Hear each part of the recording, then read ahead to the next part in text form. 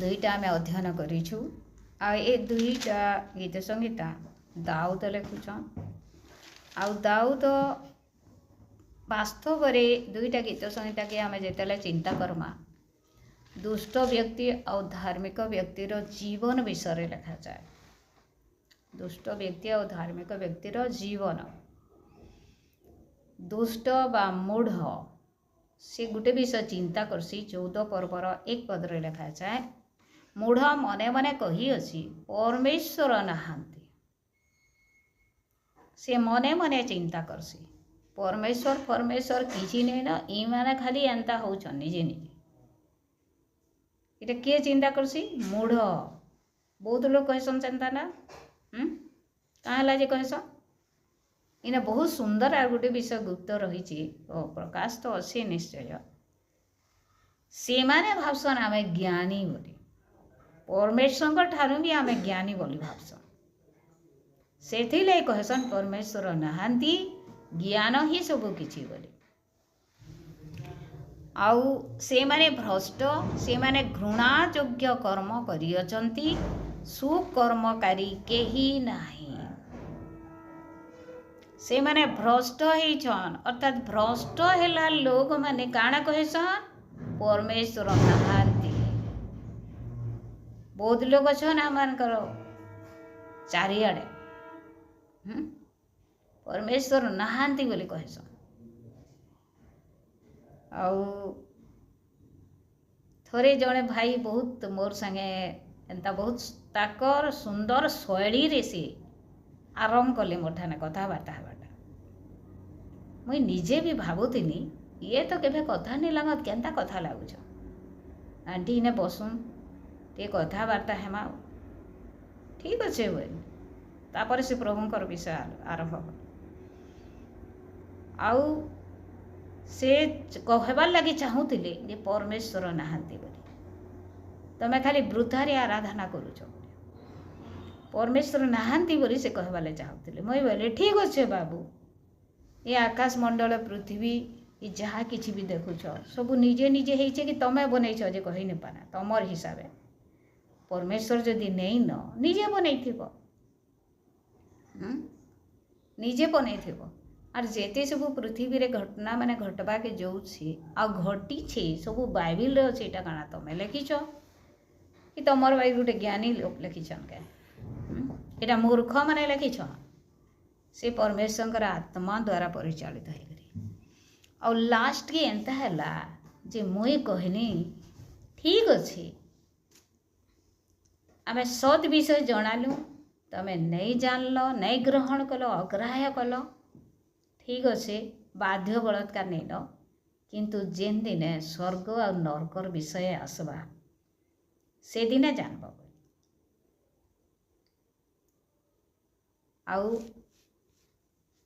कथबार्ता बंद करदेलु praise the Lord hallelujah educated पिला सेटा मूर्ख पिला नहीं से परमेश्वर क्या बोले कहले मु ज्ञानी मान के लज्जा देवा लगी कहा के बाची छे बोले मूर्ख मान के बाची छे कहले मूर्ख मान के बाछले मूर्ख मान के परमेश्वर कर वाक्य जेनटा कहसी बा परमेश्वर जेनटा कहसन से माने सहज रे ग्रहण करनेसन आर्गुमेंट नहीं इटा केंता एंता हैला जे एंता हैला नहीं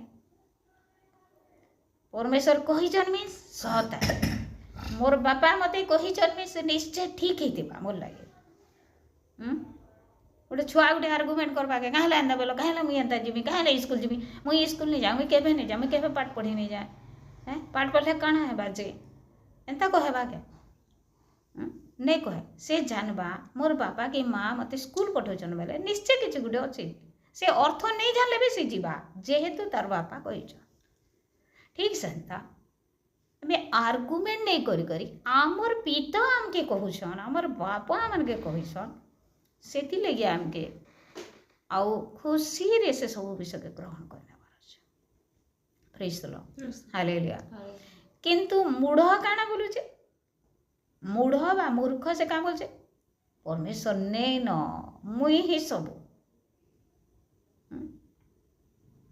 मुई ही सब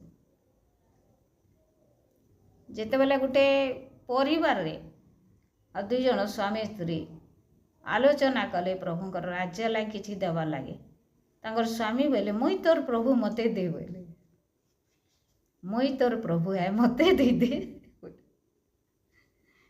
केते भयंकर चिंताधारा माने चिंताधारार व्यक्ति माने मूर्ख नहीं से तो किए मूर्ख परमेश्वर वाक्यर विरुद्ध रे उठुवा लोक माने ही मूर्ख प्रेज द लॉर्ड हालेलुया आमे ई जगह रे देखू जे मूढ़ बा मूर्ख मने मने कहूसी परमेश्वर नहीं न आउ भ्रष्ट मना माने परमेश्वर नहीं न बोली कहेसन घृणा योग्य कर्मकारी माने परमेश्वर नहीं न बोली कहेसन आउ उत्तम कर्म विहीन व्यक्ति परमेश्वर नहीं न बोली कहवा प्रेज द लॉर्ड हालेलुया आई दिन ठानु आमे चिंता करू जे जेन जदि जणे कहूछे परमेश्वर नहीं न बोली करी आमे जानू से निजे निजे ज्ञानी है से निजर ज्ञान रे ज्ञानी है नहीं जानवार सत्यता से कण है से महामूर्ख है विवेचक परमेश्वर का अन्वेषणकारी कहीं अच्छी कि नहीं यह देखा सदा प्रभु स्वर्गरु मनुष्य संतान गण प्रति निरीक्षण कले परमेश्वर देखुछन अनौछन निरीक्षण बोले स्पष्ट भाव में देखवाटा खाली देखा आम देखी दौचु गोटे जिनिस के देखला बेले टी हल्का भाव देखी थाए पार केन्ताटा पिन्ही से आम जो क्वेश्चन करमा से झील की देखल बेले केन्ताटा पिन्ही लाल बागीटा पिन्ही क्या हेले फिर बोलमा किए जाने केन्ताटा पिन्ही जे देखीछु हेले हल्का देखीछु आ जदि निरीक्षण करमा स्पष्ट भाव रे देखबा मनोयोग देखबाटा प्रेज द लॉर्ड हालेलुया परमेश्वर निरीक्षण कले काण के विवेचक अर्थात सुविवेचनाकारी आ परमेश्वर को खोजिबार व्यक्ति अच्छी कि नहीं यह देखिबा निमंते परमेश्वर निरीक्षण कले मनुष्य मानक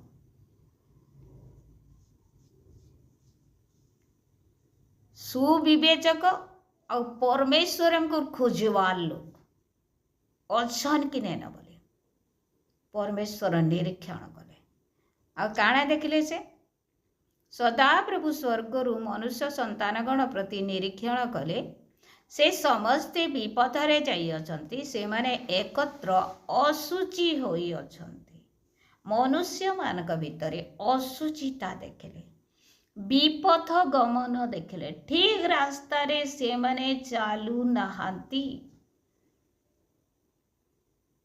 सुकर्मकारी केही नाही ना जणे हे नाही अर्थात समस्तंकर कर्म मंद एटा परमेश्वर देखिले अधर्माचारी समस्तंकर कि किछि ज्ञान नाही से माने मो लोक मानकु आहार परिग्रास करंती और सदा प्रभुंक निकट रे प्रार्थना करंती नाही अधर्माचारी माने का करसन प्रभुंकर लोक मानकु आहार परिग्रास करंती खाई पकासन इंता कथा मैंने कहते जे से मैंने प्रार्थना करवा लगे भी आ इच्छा नहीं करन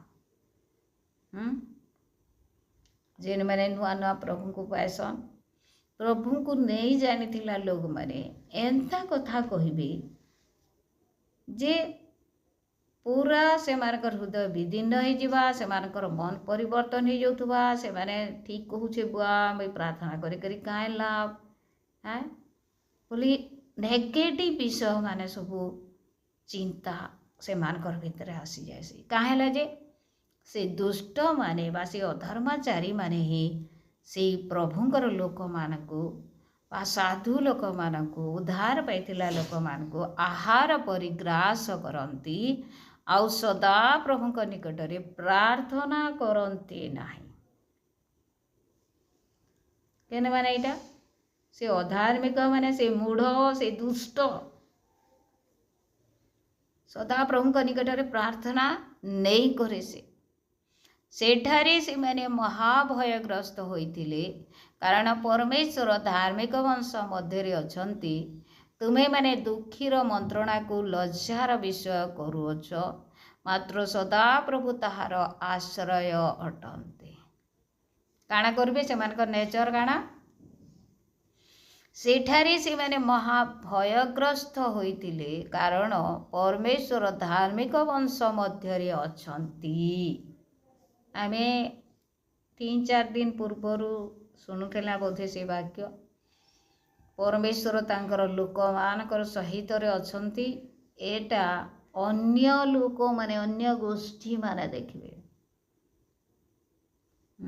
केते बेला सेटा हैला उदाहरण जोसेफ के कहले ता ठारे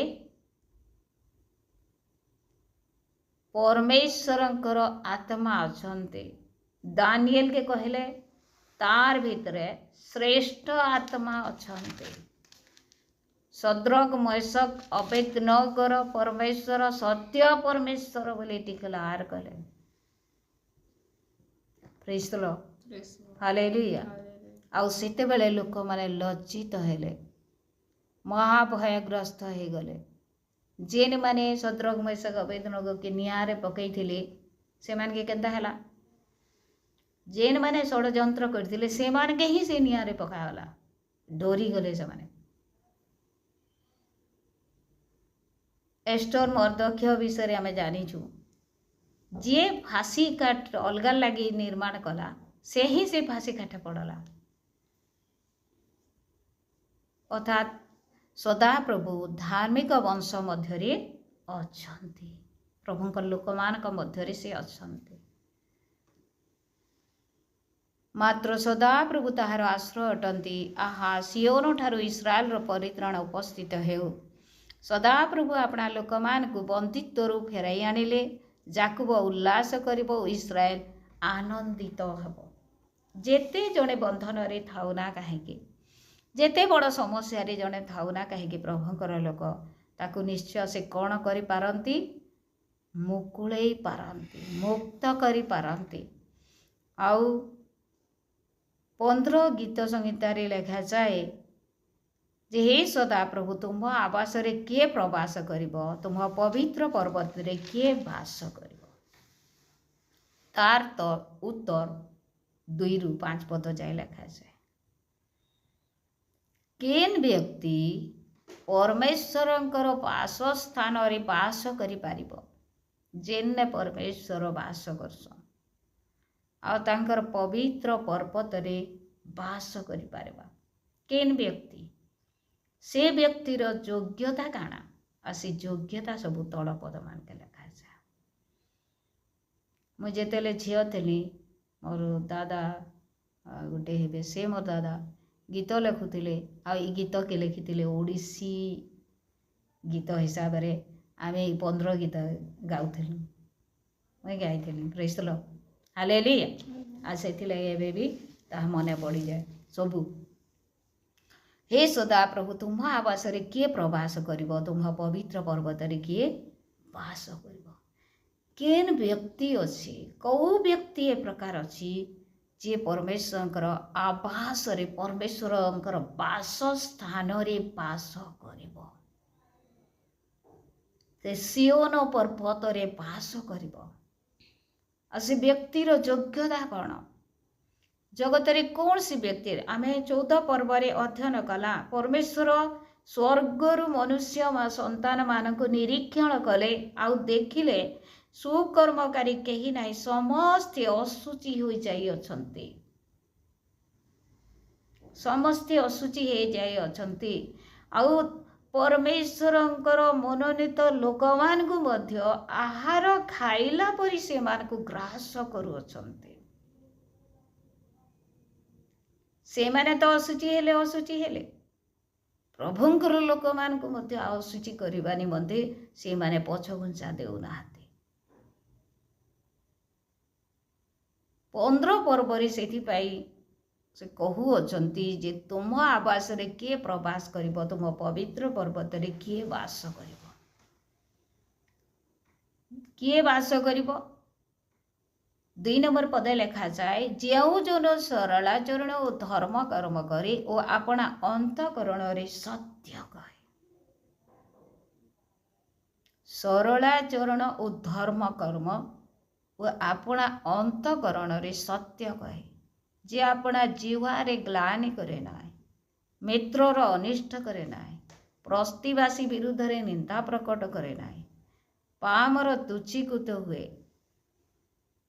एटा तार उत्तर, जार दृष्टि रे पामर तुच्छीकृत है, मात्र जे सदा प्रभु को भयकारी मान को समादर करे, सदा प्रभुंकर भयकारी मान को कौन करे, से समादर करे। आ जे शपथ करी आपणार क्षति हेले हैं ताहा अन्यथा करे नाय। परमेश्वर को देवी बोली कौन विषय शपथ करी शपथ करिबो, सेटा कार्य करिबो, जहाँ भी होना कहीं अन्यथा करे नाय। जे सुध पाई टंका ऋण दिए नाही, किबा निर्दोष विरुद्ध रे लांस निये नाय, जे एही सकल कर्म करी से केबे घुंचा जीव नाय। से कोठी वास करिब, परमेश्वरंकर आवास रे, पवित्र पर्वत रे से कौन करिब, वास करिब।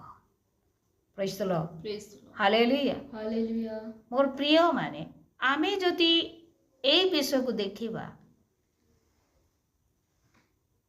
ताले गोटे हुए तो समस्त मध्य प्रश्न उठुछि कि नाई के जाने, प्रश्न उठी पारे। ए समस्त कार्य कले कौन जड़े आउ स्वर्ग राज्यर अधिकारी हो पार। मु गोटे विषय कहते चाहे, आज जगत रे जो माने परित्राण पाई नाहांती, प्रभु जीशु को ग्रहण करी नाहांती, सत्यता जानी नाहांती, सीमाने मध्य एई समस्त उत्तम उत्तम कर्म करती, किंतु सेमाने कौन परमेश्वर आवास स्थान रे वास करि पारिबे? उत्तर दियंतु, वास करि पारिबे? काहेकि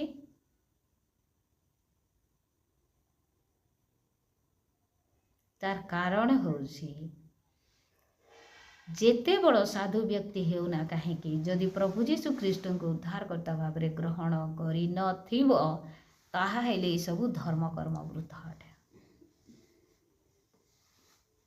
प्रेज द लॉर्ड, हालेलुया।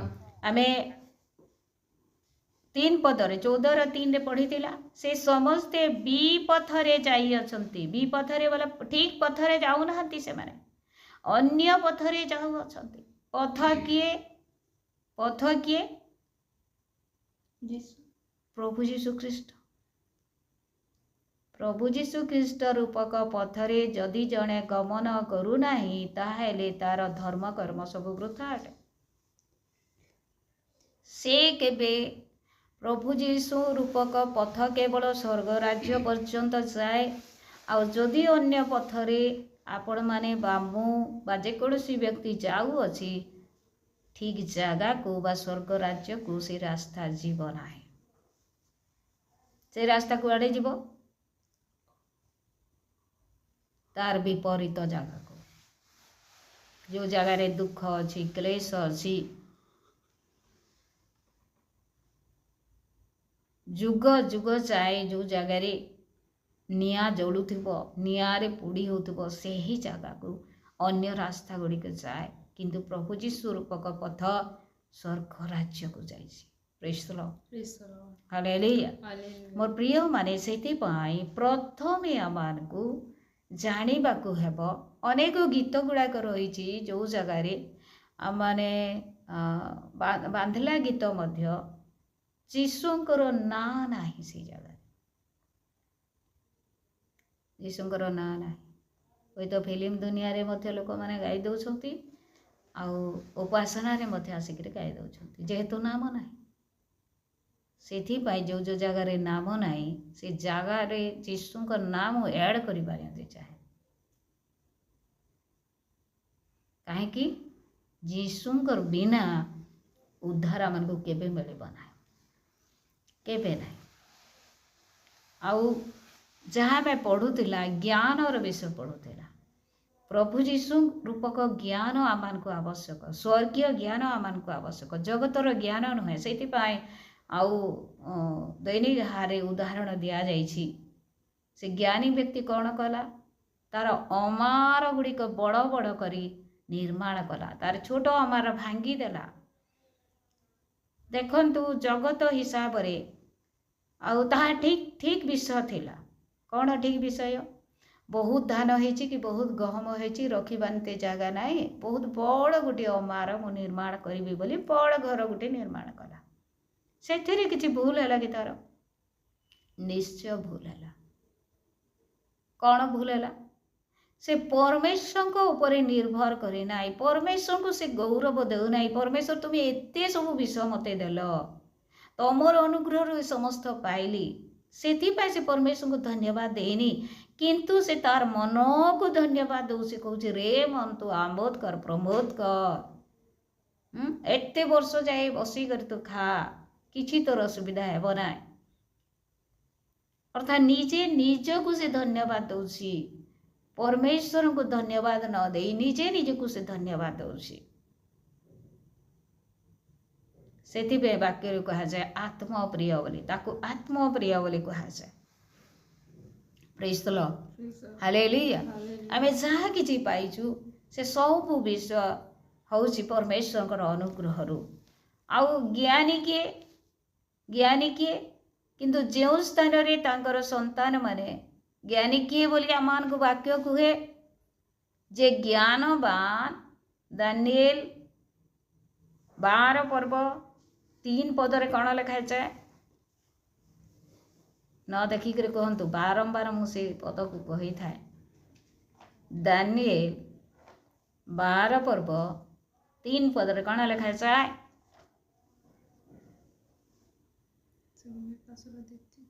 ସେମାନେ ଆକାଶର ଦୀପ୍ତି ତୁଲ୍ୟ କ'ଣ ହେବେ?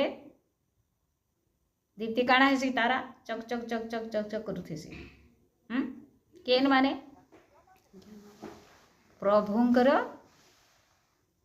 ଦାସ ମାନେ ବା ଯେଉଁମାନେ ଆତ୍ମାମାନଙ୍କୁ ପ୍ରଭୁଙ୍କ ଆଡ଼କୁ କଢ଼େଇ ଆଣି ଲାଭ କରନ୍ତି।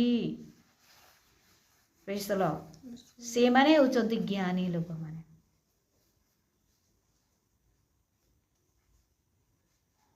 ସେମାନେ ହେଉଛନ୍ତି ଜ୍ଞାନୀ ଲୋକମାନେ। ଯେ ଜ୍ଞାନବାନ ସେ ଅନେକଙ୍କର ଆତ୍ମା ଲାଭ କରେ, ସେ ସଦା ସର୍ବଦା ପରମେଶ୍ୱରଙ୍କ ଉପରେ ନିର୍ଭରଶୀଳ ଏବଂ ତାର ଚିନ୍ତାଧାରା ଉଚ୍ଚ ପ୍ରଶସ୍ତ ଓ ସେ ଈଶ୍ୱର ଭୟକାରୀ। ଆଉ ସେ ଈଶ୍ୱରଙ୍କୁ ହିଁ ପ୍ରାଧାନ୍ୟ ଦିଏ। କାହାକୁ ପ୍ରାଧାନ୍ୟ ଦିଏ? ଈଶ୍ୱରଙ୍କୁ ହିଁ ପ୍ରାଧାନ୍ୟ ଦିଏ।